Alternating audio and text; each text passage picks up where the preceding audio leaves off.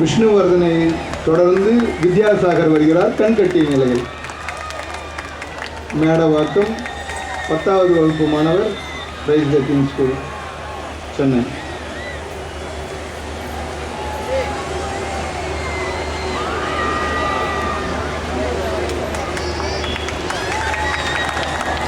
Abdomen balance. இதில் சுவாசம், உடல், உள்ளம் அனைத்தும் நிறுத்தி வைக்க வேண்டும்.